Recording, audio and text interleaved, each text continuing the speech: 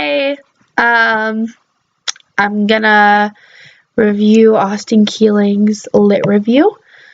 So the first question was, how does the paper introduce the topic and explain to the reader the context of the topic?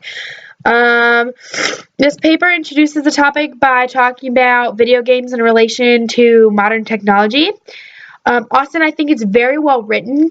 It's very intriguing and it keeps the attention of the reader. And this is essential when you're writing any type of paper, whether it's a lit review or the capstone or like just a paper that, like a creative paper that the sort of thing we did in Comp 1.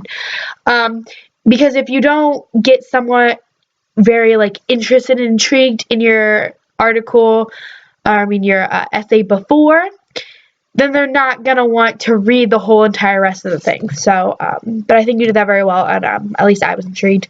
And I don't typically like video games. I just don't have time for them, I guess. But that's besides the point. The second question was, does the second paragraph introduce all 5 of the sources by giving the name of the article, the author, and the driving questions for each article being discussed? Yes, all the articles are properly written, and there are driving questions for each one. Austin, you used transitions in this paragraph very well to show how each source works together before the actual body paragraph. So, like in mine, I didn't really show that, like, some of my sources worked well together until I was actually into the body paragraph. So I really like how you did that in the second paragraph. I think that was really, really good. And also it makes stuff easier for you because then you just already have your transitions ready, and I think that was really good. The third question, has the author thoroughly and accurately summarized each article and put the article into the context of the conversation? Yes, you have really good short summaries that are short and to the point. You get your point across.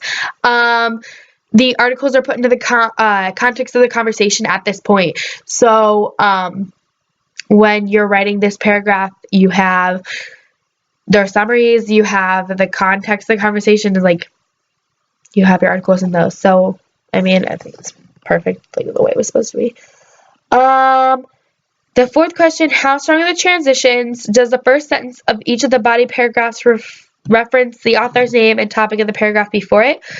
In the second paragraph, the transitions are so good and they make it really easy for the body paragraphs. But each article doesn't have like a separate paragraph. You kind of just put them all together in one or two paragraphs. And then like through your ending on the last paragraph. So obviously it's a rough draft, but maybe if like I would suggest that maybe you put each article as its own paragraph. A, that's going to give you like a longer paper. B, it'll just make it like easier to read, and you can still use those transitions that you have, but just use them from the end of one paragraph into the next one. It just kind of makes the essay flow a lot better. Question 5, is there a space open up for the capstone? Where should this conversation go next? So there is a space open up, but it's like 2 sentences at the end of it. I would suggest maybe a whole paragraph or a short paragraph, like longer, like more sentences. Just kind of elaborate a little bit more than what you have. But I mean, that's a good start. Number 6, does the author have their own opinion anywhere in this paper? If it does, then it's wrong and should be in all capital letters so the author can fix it. Not that I saw. If you personally know of a spot where you're like, shoot, I think I put my opinion in there, then take it out, but I didn't notice it. But other people might. Mr. Harrell might. So I would take that out if it's in there, but I didn't see it. So number 7, are all sources, quotes, and paraphrases properly documented using MLA? Is the works cited page correct? You didn't really have a lot of quotes. Maybe had like a couple. I don't even know if there was any in the essay itself.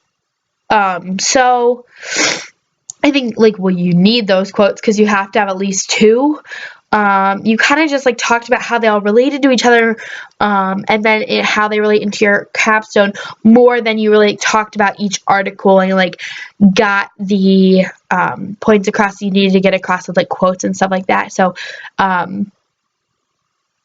yeah, that's something you need to do. And also in the works study page, they are MLA format. They look fine, other than you have the search engine in there. You don't have to. It's not required in MLA. If you really want to, you think it's necessary, then you can. But it's kind of your discretion, just how you decide you want to do it. But you don't need it at all. In the last one, number 8, the rhetorical analysis essays had many grammar and punctuation errors. We need to make sure the lit review is free of those distracting errors. There weren't any extremely noticeable grammar and punctuation errors that I saw at all. So, again, if you know of any that you know that you have in there, I'm kind of like really like strict on grammar. I'm kind of like a grammar Nazi or whatever. So like and I didn't see any. So like if you know of something you have in there, then like obviously fix them. Sorry, touched my screen. But I mean, I didn't see any, so I think that it was fine. Overall, it was really good. It's a very good start. It needs finished. Mine needs finished so bad. I was like, but no, overall, it was really good. So I think that you have a really bomb topic, and you can go really far with it. So good luck on the rest of your writing endeavors, and see you on the flip side.